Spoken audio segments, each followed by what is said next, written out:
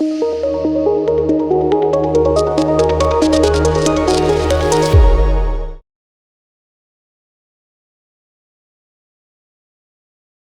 Viewers, నేను doctor Suma, consultant 49 fertility centre Vijayawada. So నెలసర్లు కరెక్ట్గా వచ్చిన వాళ్ళకే సహజంగా ప్రెగ్నెన్సీ వస్తుందా, పీరియడ్స్ అనేవి ఇర్రెగ్యులర్గా ఉన్న వాళ్ళకి ప్రెగ్నెన్సీ న్యాచురల్గా వచ్చే అవకాశం అసలు లేదా అనే దాని గురించి ఈరోజు తెలుసుకుందాం. సో చాలామందికి పీరియడ్ అనేది రెగ్యులర్గా వస్తుంది, సో దీనివల్ల మాకు ప్రెగ్నెన్సీ రావట్లేదు అని అనుకుంటూ మా దగ్గరికి వచ్చి అడుగుతూ ఉంటారు. సో ఈ పీరియడ్ ఎందుకు ఇర్రెగ్యులర్గా వస్తుంది మేడం, ఇది రెగ్యులర్ చేయండి, ముందు మాకు పీరియడ్స్ రెగ్యులర్ అవ్వడానికి మెడిసిన్స్ ఇవ్వండి, సో ఆటోమేటిక్గా పీరియడ్ రెగ్యులర్ అవుతే మాకు ప్రెగ్నెన్సీ వచ్చేస్తుంది అని అడుగుతూ ఉంటారు. సో పీరియడ్ రెగ్యులర్గా రావడానికి ప్రెగ్నెన్సీ రావడానికి ఏమన్నా సంబంధం ఉందా? So first of all period ఎందుకు వస్తుంది అనేది మనకి తెలిస్తే దీని బిహైండ్ ఉన్న లాజిక్ ఏంటి అండ్ పీరియడ్ రెగ్యులర్గా రాకపోతే ప్రెగ్నెన్సీ వస్తుందా రాదా అనేది మనకు క్లారిటీగా అర్థమవుతుంది.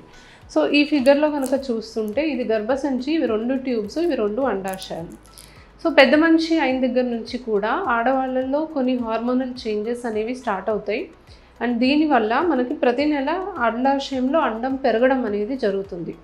సో అండాశయంలో అండం పెరిగే కొద్దీ గర్భసంచిలో పొర పెరుగుతూ వస్తుంది. సో హార్మోన్స్ అనేవి విడుదలవుతాయి అండాశయంలో ఎగ్ పెరిగే కొద్దీ. ఆ హార్మోన్స్ వల్ల గర్భసంచిలో పొర అనేది తయారవుతుంది. సో నార్మల్గా అండం విడుదలై ట్యూబ్లోకి వెళ్ళిన సమయంలో భార్యాభర్తలు కనుక కలిస్తే కణాలు అనేవి ట్యూబ్ దాకా చేరుకొని ఇక్కడే గుడ్డు కణం కలిసి ఫర్టిలైజేషన్ అనే ప్రాసెస్ జరిగి తయారైన పిండం వచ్చి గర్భసంచిలో అతుక్కోవాలి. ఈ తయారైన పిండం వచ్చి అతుక్కోవడానికి అనుకూలంగా మనకి పొర తయారవడం జరుగుతుంది. ఒకవేళ గనక ప్రెగ్నెన్సీ రాకపోతే మనకి ఈ పొర అనేది ఈ హార్మోన్స్ అనేవి తగ్గిపోవడం వల్ల, దీనికి సపోర్ట్ లేకపోవడం వల్ల ఆ పొర అనేది పీరియడ్ లాగా మనకి బయటకు వచ్చేస్తుంది. సో పొర అనేది మనకి ప్రెగ్నెన్సీ రావడానికి చాలా ఇంపార్టెంట్ అనమాట. సో ప్రెగ్నెన్సీ వస్తుందేమో అన్న యాంటిసిపేషన్తో పొర పెరుగుతుంది. ఒకవేళ ప్రెగ్నెన్సీ రాకపోతే పీరియడ్ లాగా మనకి బయటకు వచ్చేస్తుంది. సో కొంతమంది ఆడవాళ్ళల్లో నీటి బుడగలు ఇలాంటి సమస్య ఉన్న వాళ్ళలో అండం పెరగడం అనేది లేట్ అవుతుంది. సో నార్మల్గా నెలసరి వచ్చిన 3వ రోజు 5వ రోజు నుంచి ఒక ఎగ్ పెరగడం స్టార్ట్ అవ్వాలి. దాదాపుగా 14వ రోజు ఆ టైంకి పెరిగి విడుదల అవ్వాలి.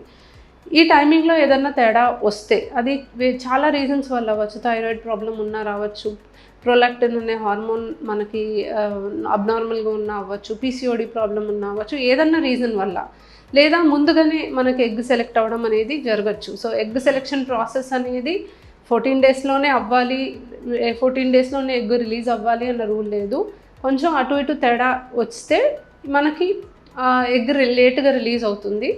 ఎగ్ రిలీజ్ అయిన దగ్గర నుంచి మనకి పొర అనేది ఒక 14 డేస్ వరకే మనకి స్టేబుల్గా ఉంటుంది. ఆ తర్వాత ప్రెగ్నెన్సీ రాకపోతే పీరియడ్ అనేది వచ్చేస్తుంది. సో దీన్ని బట్టి అర్థమైంది ఏంటి అంటే, ఇర్రెగ్యులర్ పీరియడ్ ఉన్న వాళ్ళకు కూడా ఎగ్ అనేది లేట్గా రిలీజ్ అవ్వడానికి అవకాశం ఉంటుంది. అంటే లేట్గా పీరియడ్ వచ్చిన వాళ్ళకి, అర్లీగా పీరియడ్ వచ్చిన వాళ్ళకి అర్లీగానే మనకి ఎగ్ రిలీజ్ అవ్వడానికి అవకాశం ఉంటుంది. సో ప్రెగ్నెన్సీ రావడానికి ఇర్రెగ్యులర్ పీరియడ్స్ ఉన్నా కూడా అవకాశం ఉంటుంది, ప్రొవైడెడ్ ఓవ్యులేషన్ అనేది జరగాలి. కొంతమందికి అసలు ఓవ్యులేషనే జరగదు, అసలు ఎగ్ పెరగడం విడుదలవ్వడం అనేది జరగదు. ఇలా ఉన్నప్పుడు మాత్రం ప్రెగ్నెన్సీ రావడానికి అవకాశం ఉండదు. కానీ ఇర్రెగ్యులర్ సైకిల్స్ ఉండి కూడా ఓవ్యులేషన్ అనేది ఏదో ఒక టైంలో జరిగితే మాత్రం ప్రెగ్నెన్సీ రావడానికైతే అవకాశం ఉంది. మరి ఇర్రెగ్యులర్ పీరియడ్ ఉన్న వాళ్ళకి ప్రెగ్నెన్సీ రావడం ఎందుకు ప్రాబ్లం అవుతుంది అంటే, ఎక్కువ శాతం ఇర్రెగ్యులర్ పీరియడ్ ఉన్న వాళ్ళకి థైరాయిడ్ సమస్య కానీ, పీసీఓడి సమస్య కానీ, ఇంకేదన్నా సమస్య కానీ ఉంటుంది. కాబట్టి దానివల్ల మనకి ప్రెగ్నెన్సీకి ఏ టైంలో హస్బెండ్ వైఫ్ కలవాలి అనేది ఒక క్లారిటీ ఉండదు వాళ్ళకి. సో వాళ్ళు కరెక్ట్ టైంకి ప్రాబబ్లీ హస్బెండ్ వైఫ్ కలవకపోవడం వల్ల ప్రెగ్నెన్సీ రాదు.